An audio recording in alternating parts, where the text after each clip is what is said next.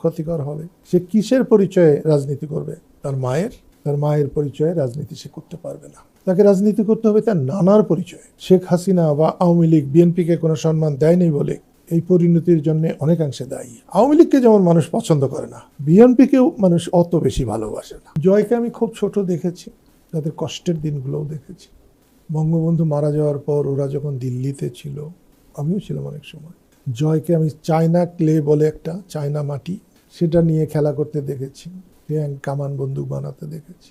সে জয় বড় হয়েছে এবং তার মা 15 বছর দেশে প্রধানমন্ত্রী ছিলেন, হর্তাকর্তা বিধাতা। তার আগে আরও 15-20 বছর আওয়ামী লীগের মতো একটা দলের সভানেত্রী ছিলেন। আওয়ামী লীগের সভানেত্রী আর দেশের প্রধানমন্ত্রীর মধ্যে আমি খুব একটা পার্থক্য খুঁজে পাই না, কারণ হাজার হাজার লাখো লোক যাকে সমর্থন করে তার প্রধানমন্ত্রী না হলেও চলে। প্রধানমন্ত্রীর চাইতেও তার অনেক সম্মান। কিন্তু আপনি আমাকে যেটা বলছেন, শেখ হাসিনা আর রাজনীতি করতে পারবেন না, তার বয়স তাকে সমর্থন করবে না। আর যে যাই বলুন, তাকে রাজনৈতিকভাবে মোকাবেলা করে তারপরে দাঁড়াতে হবে। সেই মোকাবেলা করে দাঁড়াতে গেলে যত তাড়াতাড়ি দাঁড়ান না কেন, 10 বছরের কম সময় লাগবে না। সে সময় উনি পাবেন মনে হয় না। আপনি নিশ্চয়ই দেখেছেন, এই যে এখন তত্ত্বাবধায়ক সরকারের প্রধান তিনি 2 দিন আগেই কোর্টের বারান্দায় ঘুরেছেন। তিনি কিন্তু কোর্ট থেকে মুক্তি পান নাই, ঘুরতে হয়েছে।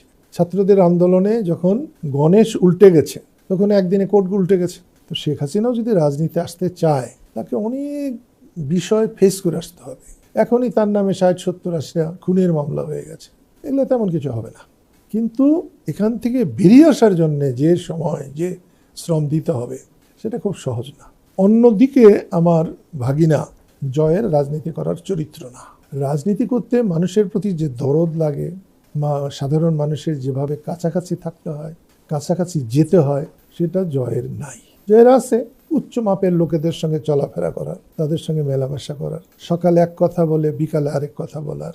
এটা তো জয়ের জন্য সব থেকে মারাত্মক ক্ষতিকর হবে। সে কিসের পরিচয়ে রাজনীতি করবে? তার মায়ের পরিচয়।